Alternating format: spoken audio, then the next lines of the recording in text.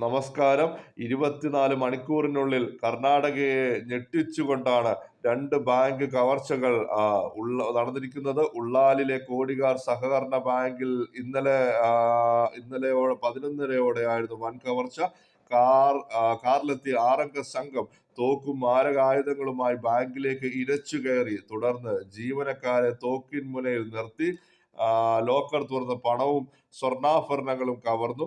ഏകദേശം 12 കോടി രൂപയുടെ നഷ്ടമുണ്ടായതായാണ് ബാങ്കിന്റെ പ്രാഥമിക നിഗമനം. കവർച്ച നടക്കുന്ന സമയത്ത് ബാങ്കിൽ CCTV ക്യാമറകളുടെ സർവീസ് ജോലികൾ നടക്കുകയായിരുന്നു.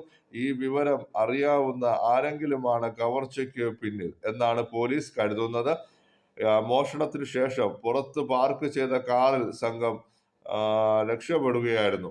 പ്രതികളെ പിടികൂടുന്നതിന് വേണ്ടി പ്രത്യേക അന്വേഷണ സംഘത്തെ നിയോഗിച്ചിരിക്കുകയാണ്. മംഗളൂരു പോലീസ് കവർച്ച സംഘം സംസാരിച്ചിരുന്നത് ഹിന്ദിയിലാണ്. ആയതുകൊണ്ട് തന്നെ അന്തർ സംസ്ഥാന ബന്ധം കവർച്ചയ്ക്ക് പിന്നിൽ ഉണ്ടെന്നാണ് പോലീസ് കരുതുന്നത്. ഇന്നലെ ബീദറിൽ നടന്ന ATM കൊള്ള.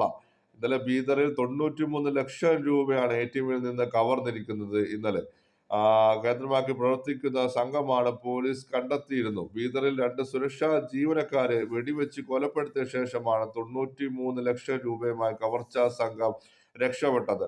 നേരെ ഹൈദരാബാദിലെത്തിയ സംഘം അവിടെ നിന്ന് റായ്പൂരിലേക്ക് കടക്കാനായിരുന്നു പദ്ധതി. ഇവർ ടിക്കറ്റ് ബുക്ക് ചെയ്ത ട്രാവൽ ഏജൻസി ജീവനക്കാരന് സംശയം തോന്നി ലഗേജുകൾ പരിശോധിക്കാൻ ശ്രമിച്ചപ്പോൾ വെടിവെച്ച് വീഴ്ത്തുകയും ചെയ്തു. പോലീസ് എത്തിയപ്പോഴേക്കും ഭീകരാന്തരീക്ഷം സൃഷ്ടിച്ച സംഘം രക്ഷപ്പെട്ടു. ഇവരെ പിടികൂടുന്നതിനായി തെലങ്കാന, കർണാടക പോലീസ് സേനകളുടെ സംയുക്ത പരിശോധനകൾ പുരോഗമിക്കുകയാണ്. അതിനിടയിലാണ് മംഗളൂരുവിലും സമാന രീതിയിൽ കവർച്ച നടക്കുന്നത്.